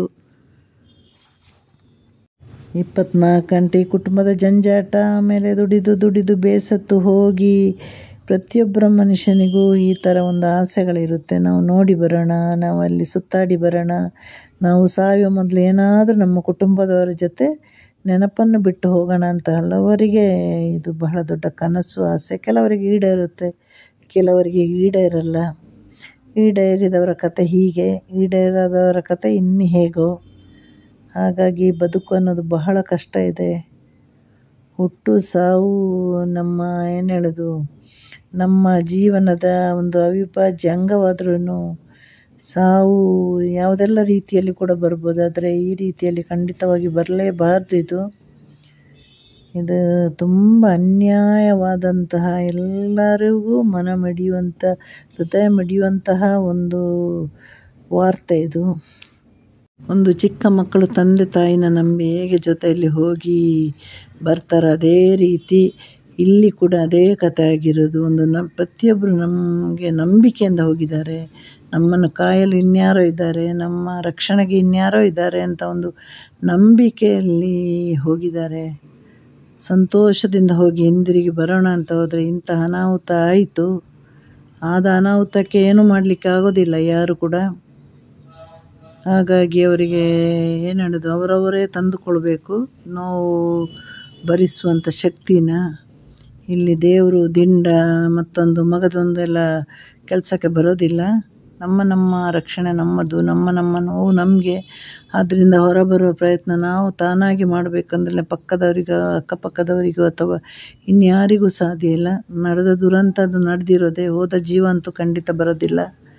ಆ ನೆನಪು ಮಾತ್ರ ನಿಧಾನವಾಗಿ, ಆ ಕೆಟ್ಟ ಕಾರಳ ನೆನಪು ನಿಧಾನವಾಗಿ ಮಾಸಿ ಹೋಗಲೇಬೇಕು. ಬಹಳಷ್ಟು ಇವರಿಗೆಲ್ಲ ಕೌನ್ಸಿಲಿಂಗಿನ ಅಗತ್ಯ ಇದೆ. ಅದು ಎಷ್ಟು ಜನರು ಕೌನ್ಸಿಲಿಂಗ್ ಮಾಡಿಸ್ತಾರೋ ನಮ್ಗೆ ಗೊತ್ತಿಲ್ಲ, ಆದರೆ ಬೇಕಾಗಿರುತ್ತೆ. ಚಿಕ್ಕ ಮಕ್ಕಳಿಗಂತೂ, ಓದೋ ಮಕ್ಕಳಿಗಂತೆಲ್ಲ ಇದಕ್ಕೆ ಕೌನ್ಸಿಲಿಂಗ್ ಬೇಕಾಗುತ್ತೆ. ಇಲ್ಲಾಂದರೆ ಆ ನೆನಪುಗಳು ಅದೇ ಥರ ಮನಸ್ಸಲ್ಲಿ ಉಳ್ಕೊಂಡ್ರೆ ಮುಂದೆ ಅವರ ವಿದ್ಯಾಭ್ಯಾಸಕ್ಕೆ ಬಹಳ ತೊಂದರೆ ಆಗುತ್ತೆ. ಇನ್ನೇನೋ ಒಂದು ಹುಡುಗ ಪಾಪ 2nd PUC ಹೈಯೆಸ್ಟ್ ಮಾರ್ಕ್ ತೆಗೆದಿದ್ದಾರೆ ಅಂತ ಹೋದರೆ ಅಲ್ಲಿ ಬರುವಾಗ ಅಪ್ಪನ ಹೆಣ ಜೊತೆ ಬಂದಿದ್ದು ಅಂದರೆ ಅದನ್ನು ಮುಂದೆ ತಗೊಂಡು, ಆ ನೋವನ್ನು ತಗೊಂಡು ಮನಸ್ಸಲ್ಲಿಟ್ಟು ಮುಂದೆ ವಿದ್ಯಾಭ್ಯಾಸ ನಡೆಸೋದಂದರೆ ಅದು ಬಹಳ ಕಷ್ಟ ಇದೆ. ಹಾಗಾಗಿ ಎಲ್ಲರಿಗೂ ಅದನ್ನು ಸಹಿಸುವಂಥ ಶಕ್ತಿ ಕೊಡಲಿ, ಆ ನೋವಿಂದ ಹೊರಬರಲಿ, ಕೌನ್ಸಿಲಿಂಗ್ ಸಿಗುವಂತಾಗಲಿ, ಮುಂದಿನ ಭವಿಷ್ಯ ಎಲ್ಲ ಚೆನ್ನಾಗಿರಲಿ. ಈ ಮಾನವೀಯ ಹಿಂಸಾಚಾರ, ಹತ್ಯೆಗಳು, ಅತ್ಯಾಚಾರ ಹಾಗೂ ಕ್ರೂರತೆ ಇದಲ್ವ, ಇದು ದೊಡ್ಡ ಒಂದು ದುರಂತ ಇದು. ಇದಕ್ಕಿಂತ ದೊಡ್ಡ ದುರಂತನೇ ಇಲ್ಲ. ಈ ಸಾವು ಮತ್ತು ದುರಂತ ಎಲ್ಲ ಇದೆ ಅಲ್ವ, ಇದು ಕುಟುಂಬ, ಸಮಾಜ ಮತ್ತು ಎಲ್ಲ ನಮ್ಮ ಮನಸ್ಥಿತಿ ಎಲ್ಲವನ್ನು ಬಹಳ ಹಾಳು ಮಾಡುತ್ತೆ. ಅತ್ಯಂತ ದೊಡ್ಡ ಒಂದು ಏನು ಹೇಳೋದು, ದುಃಖವನ್ನು ಉಂಟು ಮಾಡುವಂಥ ವಿಷಯ. ಒಂದು ಸಂತೋಷ ಆಗಿರೋ ಒಂದು ಕುಟುಂಬದಲ್ಲಿ ಒಂದು ಸಾವು ಬಂದಾಗ ಅದನ್ನು ಖಂಡಿತವಾಗಿ ಸ್ವೀಕಾರ ಮಾಡಲಿಕ್ಕೆ ಸಾಧ್ಯನೇ ಇಲ್ಲ. ಈ ಸಾವು ಮತ್ತು ದುರಂತಗಳು ನಡೀತಾನೇ ಇದೆ. ಇದಕ್ಕೆ ಅನೇಕ ಕಾರಣಗಳಿದೆ, ಬೇರೆ ಬೇರೆ ರೀತಿಯಲ್ಲಿ ನಡೀತಾನೇ ಇದೆ. ಆದರೆ ಈ ರೀತಿಯಾಗಿ ಖಂಡಿತವಾಗಿ ನಡಿಬಾರ್ದು. ಇದು ಇನ್ನು ಮುಂದೆ ಯಾವತ್ತೂ ಇದು ನಡಿಲೇಬಾರ್ದು. ಈ ಸಾವಿನ ಸಂಬಂಧಿತ ನೋವಿದೆ ಅಲ್ವಾ, ಇದು ನಮ್ಮ ಜೀವನದ ಕೊನೆಯ ತನಕ ಇರುವಂಥದ್ದು. ಇದು ಇವತ್ತು ಜಾಸ್ತಿ ನಾಳೆ ಕಡಿಮೆ ಆಗುವಂತಲ್ಲ. ಇದರಿಂದ ಹೊರ ಬರೋದು ಸಾಮಾನ್ಯವಾಗಿ ಯಾರಿಗೂ ಕೂಡ ಸಾಧ್ಯ ಇಲ್ಲ. ಇಷ್ಟಪಡುವ ವ್ಯಕ್ತಿಗಳನ್ನು ಕಳ್ಕೊಂಡಾಗುವ ನೋವನ್ನು ನಮ್ಮ ದೇಹದ ಯಾವುದೇ ನೋವಿಗೆ ನಮಗೆ ಹೋಲಿಸ್ಲಿಕ್ಕಾಗಲ್ಲ. ದೇಹದ ನೋವನ್ನು ಎಷ್ಟೇ ನೋವು ಬಂದರೂ ನಮಗೆ ಸಹಿಸ್ಕೊಳ್ಳಿಕ್ಕಾಗುತ್ತೆ. ಆದರೆ ಈ ಮಾನಸಿಕ ನೋವಿದೆ ಅಲ್ವ, ಮನಸ್ಸಿನ ನೋವಿದೆ ಅಲ್ವ, ಇದನ್ನು ಖಂಡಿತವಾಗಿ ಸಹಿಸೋದು ಬಹಳಷ್ಟು ಕಷ್ಟ. ಎಂತಹ ಕಟುಕ ವ್ಯಕ್ತಿಗಳಿಗೆ ಸಾಧ್ಯವಿಲ್ಲ ಅಂತ ನನ್ನ ಭಾವನೆ. ಹಾಗಾಗಿ ಈ ನೋವಿಂದ ಅವರು ಏನು ಹೇಳೋದು, ನಿಧಾನವಾಗಿ ಹೊರಗಡೆ ಬರಬೇಕು ಅಂತಲ್ಲದೆ ಅದು ಹಾಗೆ ಉಳಿದು ಬಿಟ್ಟಿರುತ್ತೆ. ಆದರೆ ಅದರಿಂದ ಸ್ವಲ್ಪ ಬರಲಿಕ್ಕೆ ಕೆಲವರಿಗೆ ಸಾಧ್ಯ ಆಗ್ಬೋದು, ಕೆಲವರಿಗೆ ನನ್ನ ಹಾಗೆ ಸಾಧ್ಯವಿಲ್ಲದೆ ಇರ್ಬೋದು. ಮತ್ತು ಮಾನಸಿಕ ನೋವು ಅಂತ ಹೇಳ್ಬೋದು. ಮತ್ತು ಭಾವನಾತ್ಮಕ ನೋವು, ಇಂತಹ ಸಾವು ಬಂದಾಗ ಮತ್ತು ಅದಕ್ಕೆ ವಿಶೇಷವಾದ ಪದಗಳೇ ಇಲ್ಲ, ನಮ್ಮ ಬಳಿ ಯಾರ ಬಳಿ ಇಲ್ಲ. ಆವಾಗ ಮನಸ್ಸಿಗೆ ಕಾಯಿಲೆ ಹಿಡಿತಂದರೆ ದೇಹಕ್ಕಂತೂ ಕಾಯಿಲೆ ಹಿಡಿಯೋದು 100% ಗ್ಯಾರಂಟಿ. ಹಾಗಾಗಿ ಏನೂ ಮಾಡಲಿಕ್ಕೆ ಸಾಧ್ಯ ಇಲ್ಲ. ಹೋದವರನ್ನು ಕರೆ ತರಲಿಕ್ಕೂ ಸಾಧ್ಯವಿಲ್ಲ, ಅವರಿಲ್ಲದೆ ಬದುಕಲು ಸಾಧ್ಯ ಇಲ್ಲ, ನಾವು ಈ ಪ್ರಪಂಚ ಬಿಟ್ಟೋಗೋದಕ್ಕೂ ಸಾಧ್ಯ ಇಲ್ಲ. ಅಂತಹ ಒಂದು ಏನು ಹೇಳೋದು, ಅಂತಹ ಒಂದು ಪರಿಸ್ಥಿತಿ ಇದು ಈ ಸಾವಿನ ನೋವು ಅಂದರೆ. ಇದು ನಮ್ಮ ದೇಹದ ನೋವಿಗಿಂತ ಬಹಳ ದೊಡ್ಡದಾದ ನೋವು ಮಾನಸಿಕ ನೋವು ಅಂದರೆ. ಅದನ್ನೇನು ಮಾಡಲಿಕ್ಕೆ ಸಾಧ್ಯ ಅಂದರೆ ಗೊತ್ತಿಲ್ಲ. ಇವತ್ತಿಗೂ ಅದಕ್ಕೆ ಉತ್ತರ ಇಲ್ಲ.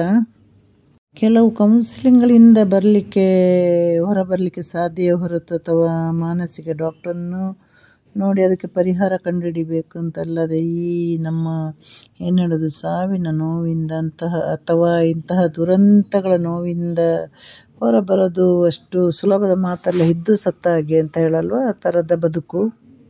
ಈ ಸಾವಿನ ನೋವು ಹೇಗೆ ಅಂದರೆ, ಕೆಲವೊಮ್ಮೆ ನಮ್ಮ ಈ ಮಾನಸಿಕ ನೋವಿದೆ ಅಲ್ವ, ದುಃಖ ಮತ್ತು ನಮ್ಮ ಏನು ಹೇಳೋದು ನಮಗೆ ಸಂತೋಷ ಇಲ್ಲದಾಗೋದು, ಇದು ನಮ್ಮ ದೇಹದ ಒಂದು ನೋವಿಗೂ ಕೂಡ ಕಾರಣ ಆಗ್ಬೋದು. ಈ ಕುಟುಂಬದ ಹತ್ತಿರದ ವ್ಯಕ್ತಿ, ಉದಾಹರಣೆಗೆ ನನ್ನನ್ನೇ ತಗೊಳ್ಳಿ. ನಮ್ಮ ಒಂದು 6 ತಿಂಗಳಲ್ಲಿ ನನ್ನ ತಮ್ಮ ಹೋದ, ಮೈದ ಹೋದ, ನನ್ನ ಸಿಸ್ಟರ್ ಹಸ್ಬೆಂಡ್ ಹೋದರು, ನನ್ನ ದೊಡ್ಡಮ್ಮ ಹೋದರು, ನನ್ನ ದೊಡ್ಡಪ್ಪನ ಮಗಳು ಹೋದರು. 6 ತಿಂಗಳಲ್ಲಿ 5 ಸಾವು. ನಾನೇನಾದೆ ಅಂದರೆ ಒಂದು ರೀತಿ ನಾನು ಅಂತಲ್ಲ, ನಮ್ಮ ಕುಟುಂಬದಲ್ಲಿ ಎಲ್ಲರೂ ಒಂಥರ ಕಲ್ಲು ಥರ ಅದು ನಮಗೆ ಅಳಲಿಕ್ಕೆ ಸಾಧ್ಯ ಆಗಲಿಲ್ಲ. ಕೊನೆಗೆ ಯಾವ ನೋವಿಗೆ ಅಳಬೇಕು, ಯಾವ ನೋವಿಗೆ ಅಳದಿರಬೇಕು ಅಂತ ಈ ಥರ ಇದಾಯಿತು. ಕೊನೆಗೆ ನಮಗೆ ಬಾಡಿಯಲ್ಲಿ ಕೆಲವು ನೋವು ಬಂದಾಗ ನನಗೆ ಗೊತ್ತಾಯಿತು, ಇದು ಮಾನಸಿಕ ನೋವು ಬಂದು ನಮ್ಮ ದೇಹದ ನೋವಾಗಿ ಕನ್ವರ್ಟ್ ಆಗಿರೋದಂತಾಗಿ. ಪ್ರತಿಯೊಂದೊಬ್ಬರ ಸಾವಿನ ನೋವು ಕೂಡ ಹಾಗೆ. ಎಷ್ಟೋ ಜನಗಳು ನಮಗಿಂತ ವೀಕ್ ಆಗಿರೋ ಜನಗಳು ಅದೇ ನೋವಲ್ಲೇ ಕಾಲವಾಗಿರೋದಿದೆ, ಅದೇ ನೋವಲ್ಲಿ ಬುದ್ಧಿಭ್ರಮಣೆ ಆಗಿರೋದಿದೆ, ಅದೇ ನೋವಲ್ಲಿ ಸಾವಿನ ನೋವಲ್ಲಿ ಹುಚ್ಚರಾಗಿ ಇದ್ದಿದ್ದು ಇದೆ. ಅದನ್ನು ನಮ್ಮ ಪ್ರತಿಯೊಬ್ಬರ ಮನುಷ್ಯನಿಗೆ ಗೊತ್ತು. ನಮಗೆ ಹುಟ್ಟಿದ ಮೇಲೆ ಸಾಯಲೇಬೇಕು ಅಂತ ಗೊತ್ತಿದ್ರು ಅದನ್ನು ನಾವು ಅಷ್ಟು ಈಸಿಯಾಗಿ ತಗೊಳ್ಳಿಕ್ಕೆ ನಾವು ಯಾರೂ ರೆಡಿಯಾಗಿರೋದಿಲ್ಲ. ಇದೆಲ್ಲ ಒಂದು ಉದಾಹರಣೆ. ಆದರೆ ಕಣ್ಣ ಮುಂದೆನೇ ಹೀಗೆ ತಲೆಗೆ ಶೂಟ್ ಮಾಡಿ ಈ ಥರ ಕೊಲ್ಲೋದಂದರೆ ಅದರಿಂದ ಹೊರಗಡೆ ಬರಲಿಕ್ಕೆ ಹೇಗೆ ಸಾಧ್ಯ? ಖಂಡಿತವಾಗಿ ನನ್ನನ್ನು ತಗೊಂಡ್ರೆ ಅದು ಅಸಾಧ್ಯವಾದ ಮಾತು. ಒಬ್ಬರ ಸಾವಲ್ಲಿ ನಾವು ಪಡುವಂಥ ನೋವು ಕೆಲವೊಮ್ಮೆ ನಮಗೆ ಅದು ನಮ್ಮ ಶರೀರದ ತುಂಬ ನಮ್ಮ ತೂಕ ನಷ್ಟ ಆಗ್ಬೋದು ಅಥವಾ ತೂಕ ಅಧಿಕ ಆಗ್ಬೋದು. ಇನ್ನು ಕೆಲವರಿಗೆ ಅಲ್ಲಲ್ಲಿ ಜಾಯಿಂಟ್ ಪೇಯ್ನ್ ಇದೆಲ್ಲ ಬರೋದು ನಮ್ಮ ಮಾನಸಿಕ ನೋವಲ್ಲಿ ಕೂಡ ಬರ್ಬೋದು.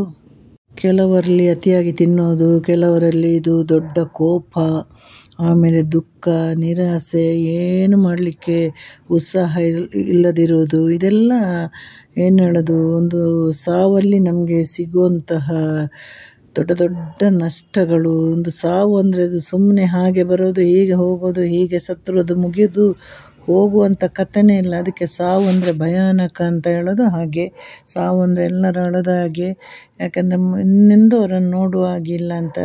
ಸತ್ತವರು ಹೋದರು, ಆದರೆ ಉಳಿದವರು ಅದರಿಂದ ಪಡಬೇಕಾದಂತಹ ಕಷ್ಟಗಳು, ನಷ್ಟಗಳು, ವ್ಯಥೆಗಳು, ಅದಕ್ಕೆಲ್ಲ ಪದಗಳಲ್ಲೆಲ್ಲ ಅದು ಹೇಳಲಿಕ್ಕೂ ಸಾಧ್ಯನೇ ಇಲ್ಲ. ಅದು ಈಗ ಕೆಲವು ನೋವುಗಳನ್ನೆಲ್ಲ ನಿವಾರಣೆ ಮಾಡಲಿಕ್ಕೆ ಸಾಕಷ್ಟು ಏನು ಹೇಳೋದು, ಮನೋವೈದ್ಯರು, ಕೌನ್ಸಿಲಿಂಗ್ ಸೆಂಟ್ರ್ ಎಲ್ಲವೂ ಇದೆ. ಆದರೆ ನಾನು ಈ ಹಿಂದೆ ನಮ್ಮ ಅಮ್ಮ ಹೋದಾಗ ಕೌನ್ಸಿಲಿಂಗ್ ಸೆಂಟ್ರಿಗೆಲ್ಲ ಹೋದಾಗ ನನಗೆ ಇನ್ನಷ್ಟು ನೋವು ಜಾಸ್ತಿಯಾಗಿದ್ದು ಅಂತ ನನಗೆ ಅನಿಸಿತು. ಹಾಗಾಗಿ ನನ್ನ ಪ್ರಕಾರ ನಮ್ಮ ಒತ್ತಡ, ನೋವು, ಈ ಸಂಕಷ್ಟನೆಲ್ಲ ನಾವಾಗಿ ನಿಧಾನವಾಗಿ ಅದನ್ನು ಹೊರ ತರಬೇಕು ಸಾಧ್ಯವಾದರೆ. ಇಲ್ಲಾಂದರೆ ಅದರ ಜೊತೆ ಹೊಂದಿಕೊಂಡು ಬದುಕಬೇಕು. ಈಗ ನೋಡಿ, ಕಾಶ್ಮೀರ ಅಥವಾ ಇನ್ಯಾವುದೇ ಪ್ರದೇಶಕ್ಕೆ ಅಥವಾ ಹೋಗುತ್ತಿರುವ ಹಿಂದೆ ಹೋದವರು ಹೋಗುವ ಮೊದಲು ಅವರ ಮನೆಯಲ್ಲಿ ಎಷ್ಟು ಸಂಭ್ರಮ ಪಟ್ಟಿರ್ಬೋದು, ಎಷ್ಟು ಸಂತೋಷ ಪಟ್ಟಿರ್ಬೋದು, ಏನೇನೇನೇನೋ ಪ್ಯಾಕ್ ಮಾಡಿರ್ಬೋದು. ಕೆಲವರು ಎಷ್ಟು ಸಾಲ ಪಡೆದಿರ್ಬೋದು.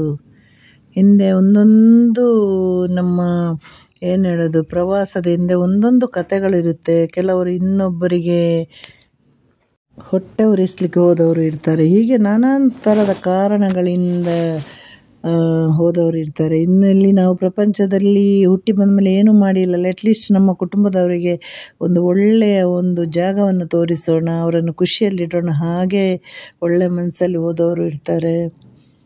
ಸಾಕಷ್ಟು ಜನ ಲೈಫನ್ನು ಎಂಜಾಯ್ ಮಾಡಲಿಕ್ಕೆ ಇಷ್ಟಪಡ್ತೀವಿ. ನಾವು ಒಂದೇ ಒಂದು ಅವಕಾಶ ಅಲ್ವ ಈ ಭೂಮಿ ಮೇಲೆ ನಾವು ಬಂದು ನಾವೆಲ್ಲ ಸುಖ ಸಂತೋಷವನ್ನು, ಕಷ್ಟಗಳನ್ನ ಅನುಭವಿಸಲಿಕ್ಕೆ ನಮಗೆ ಒಂದೇ ಒಂದು ಅವಕಾಶ ಇರೋದು. ಅದನ್ನು ಅರ್ಥ ಮಾಡಿಕೊಂಡವರು ಈ ಥರ ನೋಡಿ ಒಳ್ಳೊಳ್ಳೆ ಪ್ರದೇಶಕ್ಕೆ ಹೇಗಾದರೂ ಮಾಡಿ ಅಲ್ಲಿ ಹೋಗಿ ನೋಡಿಕೊಂಡು, ನಾವು ಅಲ್ಲದೆ ನಮ್ಮ ಸುತ್ತಮುತ್ತಲಿರೋನ್ನು ಬಹಳಷ್ಟು ಖುಷಿಯಾಗಿರಲಿಕ್ಕೆ ಪ್ರಯತ್ನ ಮಾಡ್ತಾರೆ. ಆದರೆ ಈ ಥರ ಒಂದು ದೊಡ್ಡ ದುರಂತ ಬರುತ್ತೆ ಅಂತ ಯಾರಿಗೂ ಗೊತ್ತಿಲ್ಲ. ಇದಕ್ಕಿಂತ ದೊಡ್ಡ ದುರಂತ ಇನ್ನೊಂದು ಇಲ್ಲ ಅಂತಲೇ ಹೇಳ್ಬೋದು. ಆದರೆ ಸಾಕಷ್ಟು ನಮ್ಮ ಏನು ಹೇಳೋದು, ಆರ್ಮಿಯವರು ಸಾಕಷ್ಟು ಜನ ಸಾವನ್ನಪ್ಪಿದ್ದಾರೆ. ಅದು ಪ್ರತಿಯೊಂದು ದುಃಖ ಪಡುವಂಥದ್ದೇ. ಆದರೆ ಅವರ ದೇಶ ಸೇವೆ ಅಂತ ಅವರಿಗೆ ಅದೊಂದು ಅವರ ಕುಟುಂಬದವರಿಗೆ ಹೆಮ್ಮೆ ತರುವಂಥ ವಿಷಯ ಆಗಿತ್ತು. ಇದು ಹಾಗಲ್ಲ. ಇದು ಎಲ್ಲ ಈ ರಜಾ ದಿನಗಳ ಖುಷಿಯ ಅನುಭವ ಪಡಲಿಕ್ಕೆ ಹೋದ ಜನಗಳು ಈ ಥರ ಆಯ್ತಲ್ಲ ಅನ್ನುವ ಒಂದು ದುಃಖ. ಇದಕ್ಕೆ ನಮ್ಮ ಭಾರತೀಯರು ದುಃಖ ಪಟ್ಟಿಲ್ಲ ಅಂದರೆ ಅವರು ಖಂಡಿತವಾಗಿ ನಿಜವಾದ ಭಾರತೀಯರಲ್ಲ. ದಯವಿಟ್ಟು ಅವರಿಗೋಸ್ಕರ ಎಲ್ಲರೂ ಅವರ ಕುಟುಂಬದವರಿಗೋಸ್ಕರ ಪ್ರಾರ್ಥನೆ ಮಾಡಿ ಅವರಿಗೆ ದುಃಖ, ನೋವು ಎಲ್ಲವನ್ನೂ ಸಹಿಸುವ ಶಕ್ತಿ ಕೊಡಲಿ. ಆಮೇಲೆ ಅದರಲ್ಲಿ ಪುಟ್ಟ ಪುಟ್ಟ ಮಕ್ಕಳು ಜಾಸ್ತಿ ಇದ್ದಾರೆ, ಚಿಕ್ಕ ಮಕ್ಕಳೆಲ್ಲ. ಅಂದರೆ ಚಿಕ್ಕ ಮಕ್ಕಳಂದ್ರೆ 18, 16, 10 ಹೀಗೆಲ್ಲ ಇದ್ದಾರೆ. ಅವರಿಗೆಲ್ಲ ಆ ಒಂದು ಏನು ಹೇಳೋದು, ಆ ಒಂದು ದುರಂತ, ಒಂದು ಕೆಟ್ಟ ನೆನಪಿಂದ ಹೊರಗೆ ಬರಲು ಕಷ್ಟ ಆಗ್ತಿರ್ಬೋದು. ಅವರ ವಿದ್ಯಾಭ್ಯಾಸಕ್ಕೆ ಮುಂದೆ ತೊಂದರೆ ಆಗ್ಬೋದು. ಹಾಗಾಗಿ ಕೌನ್ಸಿಲಿಂಗ್ ಬೇಕೇ ಬೇಕಾಗುತ್ತೆ. ಇನ್ನು ಮುಂದೆ ಎಲ್ಲೇ ಪ್ರವಾಸಕ್ಕೆ ಹೋಗುವ ಜನಗಳು ಬಹಳಷ್ಟು ಜಾಗರೂಕತೆಯಿಂದ ಹೋಗಿ ಮೊದಲು ಒಳ್ಳೆಯ ಪ್ರದೇಶವನ್ನು ಆಯ್ಕೆ ಮಾಡಿ ಆನಂತರ ಇಂಥ ಕಡೆ ಹೋಗೋದು ಅಂತ ನಿರ್ಧಾರ ಮಾಡಿ ಕುಟುಂಬದವರನ್ನು ಕರ್ಕೊಂಡು ಹೋಗುವಾಗ ಯಾವುದೇ ಘಟನೆ ನಡೆದು ಹೋದ ಮೇಲೆ ಅದರ ಬಗ್ಗೆ ಮಾತಾಡೋದ್ರಲ್ಲಿ ಅರ್ಥವೂ ಇಲ್ಲ ಅಂತ ಅನಿಸುತ್ತೆ. ಆದರೆ ಆ ಕುಟುಂಬದವರ ನೋವಿನ ಜೊತೆ ನಾವು ನೋವಾಗಿರೋಣ. ನಮ್ಮ ನೋವು ನಮಗೆ ಸಾವಿರಾರು ಇರುತ್ತೆ. ಅವರ ನೋವಿಗೂ ನಾವೆಲ್ಲ ಕೈ ಜೋಡಿಸೋಣ, ಅವರಿಗೆಲ್ಲ ಪ್ರಾರ್ಥನೆ ಮಾಡೋಣ. ಯಾಕಂದರೆ ಸಾವಲ್ಲಿ ಬೇರೆ ಬೇರೆ ರೀತಿಯ ಸಾವುಗಳಿರುತ್ತೆ. ನಮ್ಮ ಕಣ್ಣ ಮುಂದೆನೇ ಈ ಥರ ಒಂದು ಅಮಾನುಷವಾಗಿ ಸಾಯೋದಂದರೆ ಅದಕ್ಕಿಂತ ದೊಡ್ಡ ದುರಂತ ಇನ್ಯಾವುದಿಲ್ಲ ಅಂತ ಹೇಳ್ಬೋದು. ಮತ್ತು ಅವರು ಈ ಪುಣ್ಯ ಭೂಮಿಯಲ್ಲಿ ಹುಟ್ಟಿ ಬರಲಿ ಅಷ್ಟೇ ಹೇಳೋದು. ಪ್ರವಾಸ ಅಂದರೆ ಬರೀ ಇರಬಾರ್ದು, ಅದು ಬಹಳ ಒಂದು ಸಂತಸದ ಕ್ಷಣವಾಗಿರಬೇಕು. ಹಾಗಾಗಿ ಅಲ್ವ ಪ್ರತಿಯೊಬ್ಬರು ಕಷ್ಟಪಟ್ಟ ಹಣವನ್ನೆಲ್ಲ ಖರ್ಚು ಮಾಡಿ ಪ್ರವಾಸಕ್ಕೆ ಹೋಗೋದು, ಅಲ್ಲಿ ಏನು ಹೇಳೋದು, ಅಲ್ಲಿ ಕ್ಷಣಗಳನ್ನು ಅನುಭವಿಸೋದು. ಹಾಗಾಗಿ ಮುಂದಿನ ಯಾವುದೇ ಪ್ರವಾಸಕ್ಕೆ ಹೋಗುವಾಗ ಜನಗಳು ಜಾಗೃತರಾಗಿರಿ. ಮತ್ತು ನಾನು ಕೇಂದ್ರ ಸರ್ಕಾರಕ್ಕೆ ಹೇಳ್ತಾ ಇದ್ದೀನಿ, ಖಂಡಿತವಾಗಿ ಅವರ ದೊಡ್ಡ ತಪ್ಪಿನ ನಡುವೆ ನೀವು ಎಡವಿದ್ದೀರಿ. ನೀವು ಸರಿಯಾದ ಪ್ರೊಟೆಕ್ಷನಲ್ಲಿ ಕೊಡಲೇಬೇಕಾಗಿತ್ತು.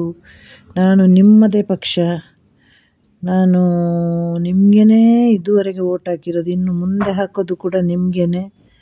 ಆದರೆ ಖಂಡಿತ ಎಲ್ಲ ಎಡವಿದ್ದೀರಿ ಅಂತ ಸಾವಿರಾರು ಬಾರಿ ಹೇಳ್ಬೋದು ನಾನು. ಸಾವಿನ ನೋವಿಗಂತೂ ಪರಿಹಾರ ಇಲ್ಲ. ಹೋದ ಜೀವ ಅಂತೂ ಎಷ್ಟೇ ಕೋಟಿ ಕೊಟ್ಟರು ವಾಪಸ್ ಬರೋದಿಲ್ಲ. ಹಾಗಾಗಿ ಅದಕ್ಕೆ ಸಂಬಂಧಪಟ್ಟ ವ್ಯಕ್ತಿಗಳು ಯಾರೆಲ್ಲ ಸಾವಿಗೀಡಾಗಿದ್ದಾರೆ ಅವರ ಮನೆಯ ಬಾಗಿಲಿಗೆ ಹೋಗಿ ಅವರಿಗೆ ಸಂತೈಸಬೇಕಾಗುತ್ತೆ. ಅದು ಮಾಡಿಲ್ಲ ಅಂದರೆ ಅವರು ಖಂಡಿತ ಮೂರ್ಖರಾಗಿ ಬಿಡ್ತಾರೆ. ಈ ತಪ್ಪು ಯಾರು ಈ ಥರ ಗುಂಡೇಟು ಮಾಡಿ ಸಾಯಿಸಿದರೆ ಅವ್ರದ್ದು ದೊಡ್ಡ ತಪ್ಪಿದರೆ ಇನ್ನೊಂದು ಕಡೆ ಪ್ರೊಟೆಕ್ಷನ್ ಕೊಡೋದು ನಮ್ಮ ತಪ್ಪಿದೆ ಅಂತ ಮತ್ತೆ ಮತ್ತೆ ಮತ್ತೆ ಹೇಳ್ಬೋದು. ಯಾಕೆ ಹೀಗಾಯಿತು ಅನ್ನೋದೇ ಒಂದು ದೊಡ್ಡ ಪ್ರಶ್ನೆ. ಕಾರಾಳ ಕಾಶ್ಮೀರ ಅಂತಲೇ ಹೇಳ್ಬೋದು. ಇನ್ನು ಕಾಶ್ಮೀರ ಅಂದರೆ ಯಾರಿಗೂ ಸ್ವರ್ಗ ಅನಿಸಲ್ಲ. ಅದೊಂದು ಎಲ್ಲೋ ನಾವು ಸಾವಿನ ಬಾಗಿಲಿಗೆ ಹೋಗ್ತೀವ ಅನ್ನೋ ಒಂದು ವಿಷಯ ಅವರ ಮನಸ್ಸಲ್ಲಿ ಮೂಡಿರ್ಬೋದು. ಎಲ್ಲರೂ ಇದರಿಂದ ಹೊರಬರುವಂತಾಗಲಿ ಆದಷ್ಟು ಬೇಗನೆ. ಚಿಕ್ಕ ಮಕ್ಕಳೆಲ್ಲ ಏನು ಹೇಳೋದು, ಆ ನೋವನ್ನು ಮರೆಯುವಂತಾಗಲಿ. ಪುಟ್ಟ ಪುಟ್ಟ ಮಗುವಿನ ತಂದೆಯನ್ನು ಕಳ್ಕೊಂಡು ಅದೆಷ್ಟು ವರ್ಷದ ಜೀವನ ಅದು ಸಾಗಿಸಬೇಕು. ಕಟ್ಟುಗರಿಗಂತೂ ಯಾವ ಯೋಚನೆಗಳು ಕೂಡ ಇರುವುದಿಲ್ಲ. ಹಾಗಾಗಿ ಅವರ ನೋವಿನ ಜೊತೆ ನಮ್ಮದು ನೋವುಗಳಿದೆ. ನಾವೆಲ್ಲ ಸೇರಿ ಒಂದಾಗಿ ಅವರ ನೋವಿನಲ್ಲಿ ಭಾಗಿಯಾಗೋಣ. ಇದರ ಬಗ್ಗೆ ಒಂದು ವಿಡಿಯೋ ಮಾಡಬೇಕು ಅಂತ ಅನ್ನಿಸ್ತು, ಮಾಡಿಲ್ಲ ಅಂದರೆ ನಾವು ಭಾರತೀಯರೇ ಅಲ್ಲ, ಹಾಗಾಗಿ ಮಾಡಿದೆ. ತಪ್ಪಿದ್ದಲ್ಲಿ ಕ್ಷಮಿಸಿ ದಯವಿಟ್ಟು.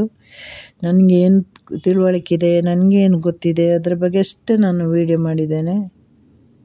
ಇದಕ್ಕೆ ನಾನು ಸಪೋರ್ಟ್ ಮಾಡಿ ವ್ಯೂಸ್ ಕೊಡಿ ಯಾಗಂತ ಹೇಳೋದೇ ಇಲ್ಲ. ಇಷ್ಟ ಇದ್ದವರು ನೋಡ್ಬೋದು, ನೋಡೋದೇನು ಕೂಡ ಇರ್ಬೋದು. ಒಟ್ಟಲ್ಲಿ ಆ ಒಂದು ವಿಷಯವಾಗಿ ನನ್ನ ಒಂದು ವಿಡಿಯೋ ಇಲ್ಲಿ ಇರಲೇಬೇಕು ಅನ್ನೋ ಹಠದಲ್ಲಿ ನಾನು ರಾತ್ರಿ 2 ಗಂಟೆವರೆಗೆ ಇದರ ಎಲ್ಲ ಫೋಟೋ ಇಮೇಜ್ ಎಲ್ಲ ತೆಗೆದು ರೆಡಿ ಮಾಡಿ ಇವತ್ತು ಬೆಳಿಗ್ಗೆ ನಾನು ವಿಡಿಯೋ ಮಾಡಿರೋದು. ಹಾಗಾಗಿ ಎಲ್ಲರಿಗೂ ಕೂಡ ಟಾಟಾ ಬಾಯ್. ಎಚ್ಚರಿಕೆಯಿಂದ ಹೋಗಿ, ಅಲ್ಲೋಗ್ಬೇಡಿ ಇಲ್ಲೋಗ್ಬೇಡಿ ಅಂತ ಇಲ್ಲ. ಮೊದಲು ನಮ್ಮ ಭಾರತ ದೇಶದಲ್ಲಿರೋ ಸುಂದರ ತಾಣಗಳನ್ನೆಲ್ಲ ವೀಕ್ಷಣೆ ಮಾಡಿ ಹೋಗುವಾಗ ನಿಮ್ಮದೇ ಜವಾಬ್ದಾರಿ ಹೊತ್ಕೊಂಡು ಸೇಫಾಗಿ ಹೋಗಿ ಸೇಫಾಗಿ ಬನ್ನಿ. ಇನ್ನು ಇಂತಹ ದುರಂತ ಯಾವತ್ತೂ ನಡೆಯದಿರಲಿ ಅಷ್ಟೇ ಪ್ರಾರ್ಥನೆ. ಅದು ಈಗಲೇ ಬಹುದೊಡ್ಡ ಕಪ್ಪು ಚುಕ್ಕೆ ಆಗಿದೆ. ಇನ್ನು ಮುಂದೆ ಇಂಥ ದುರಂತಗಳು ನಡೆಯಬಾರ್ದು.